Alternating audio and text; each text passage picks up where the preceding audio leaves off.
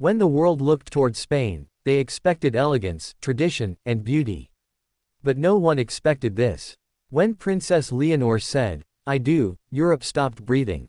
For a single moment, everything, royal duty, history, and love, collided in one unforgettable heartbeat. The royal chapel was silent. Centuries of Spanish tradition rested in the air, heavy and sacred. As Leonor stood before the altar, her hands trembling slightly, it wasn't just a wedding, it was the birth of a new chapter for Spain itself. The future queen was taking a vow not only of love but of destiny. Every camera lens trembled. Every whisper died in awe. The gown, a masterpiece of Spanish heritage, shimmered under the cathedral's golden light. The veil, delicate and endless, carried whispers of royal generations before her. And yet, it wasn't the dress or the jewels that stunned Europe, it was the tears in her eyes. The world saw not a crown, but a young woman saying yes to love in front of an empire. Her parents, King Felipe and Queen Letizia, exchanged glances filled with pride and emotion. For the king, it was the passing of legacy. For the queen, it was the bittersweet surrender of a daughter she once carried in her arms, now stepping fully into history. When Leonor's groom turned to face her, the chapel seemed to pulse with emotion. He was not just a man marrying a princess, he was becoming part of a story that would be told for generations. Their eyes met, and for a moment, titles, nations, and expectations disappeared. There was only love. The vows began. Each word carried the weight of centuries. "I, Leonor, take you," her voice quivered, and Europe leaned closer. It wasn't just a statement, it was a promise that echoed from Madrid to London, from Copenhagen to Rome. When she finally whispered, "I do," even the chandeliers seemed to tremble. The applause didn't come immediately. It was as if the world needed a second to understand what had just happened. A future queen had chosen love, openly, fearlessly, and before all of Europe. Reporters would later describe it as the moment Spain's monarchy became human again. Others called it a royal fairy tale rewritten.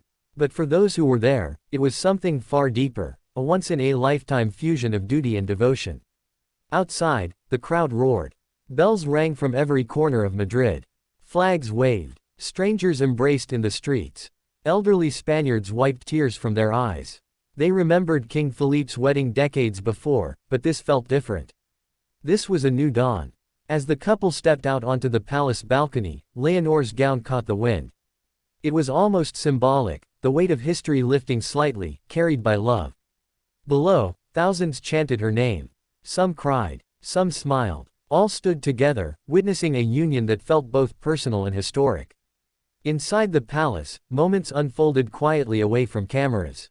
Queen Letizia embraced her daughter with trembling hands. "You did it, my love," she whispered.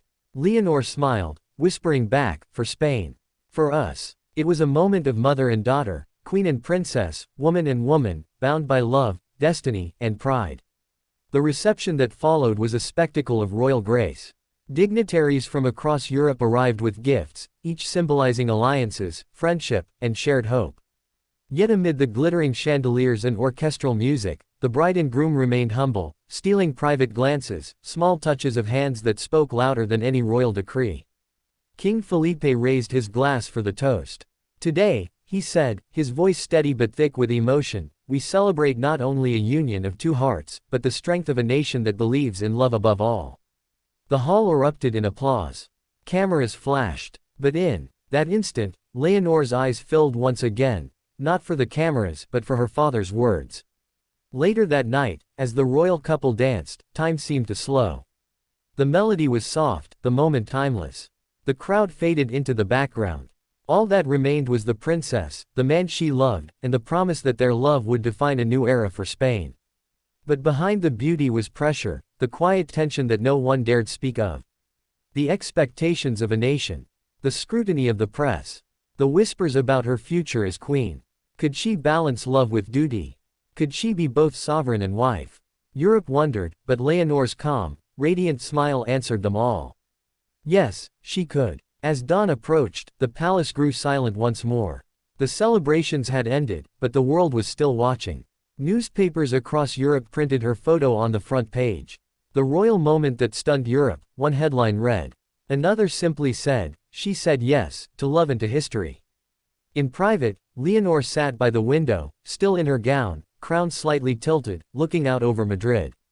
The city slept, unaware of the tears that slipped quietly down her cheek. They weren't tears of sadness.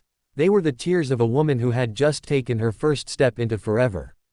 And in that silence, she whispered softly, to herself, to her ancestors, to her people, I will make them proud. That night became legend. Not because of the diamonds, not because of the crown, but because a princess dared to be human in front of the world. And Europe, for the first time in a long time, saw a royal wedding not as a performance, but as love, pure and powerful.